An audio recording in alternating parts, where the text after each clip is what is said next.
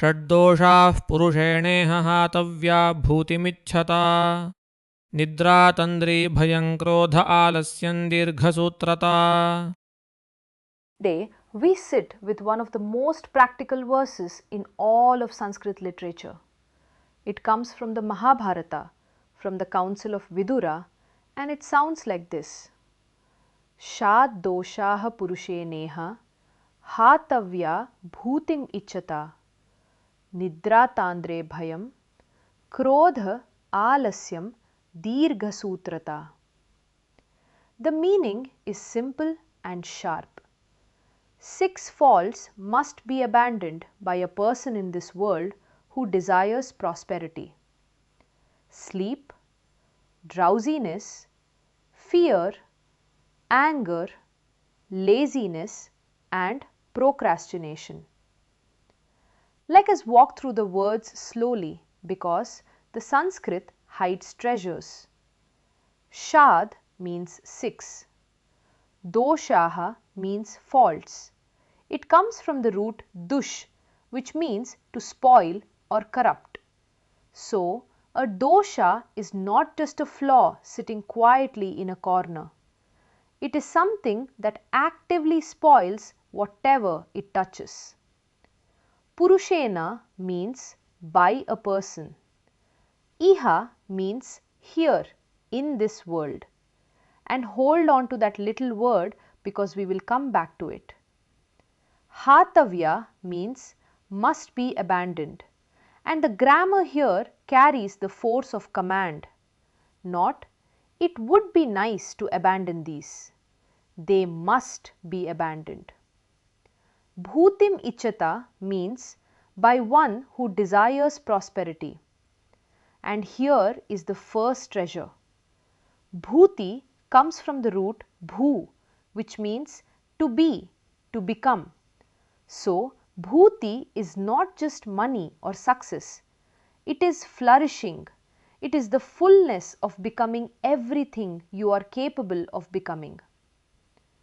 Now, the 6 faults themselves.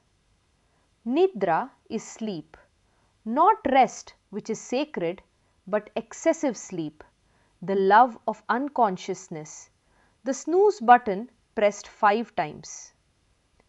Tandre is drowsiness, that foggy half-awake state where you are technically up but nothing is really happening. Bhayam is fear from the root bhi. Krodha is anger from the root krudh. Alasyam is laziness and its etymology is beautiful. It comes from A plus las, and las means to shine, to be lively. So, alasya literally means the state of not shining. The Sanskrit language itself defines laziness as a refusal to radiate. And the last one, dirghasutrata, may be the most vivid word in the whole verse. Dirgha means long, sutra means thread. So, dirghasutrata means long-thread-ness, the habit of the weaver who keeps spinning the thread longer and longer but never ties it off, never finishes the cloth. It is the perfect image of procrastination. Now, where does this verse come from? The scene is one of the most haunting in the Mahabharata. War is about to break out between the Pandavas and the Kauravas. The old blind king Dhritarashtra cannot sleep. A messenger has returned with word from the enemy camp but refuses to speak until morning, and the king lies awake, burning with anxiety and guilt. So, in the middle of the night, he calls for Vidura, his half-brother, the wisest man in the kingdom, and says, "Tell me something, anything for a man who cannot sleep." And Vidura speaks through the whole night.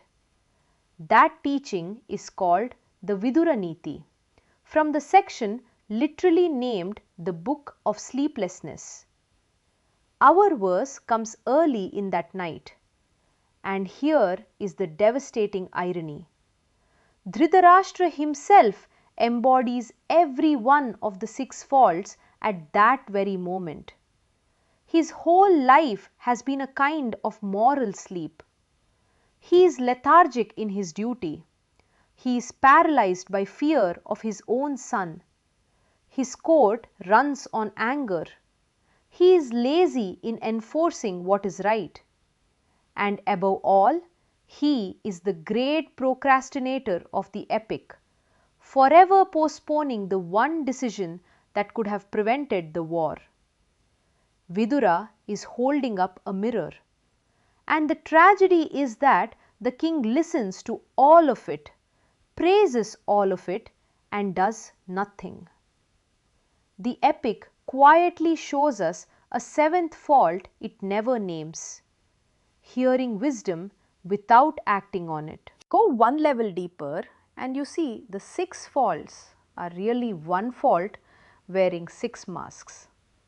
The first 3 of one kind, sleep, drowsiness, laziness, are energy absent. The ancient texts call this tamas, inertia, heaviness. Fear and anger are energy hijacked. The same alarm system in the mind producing flight in one case and fight in the other. Modern neuroscience agrees.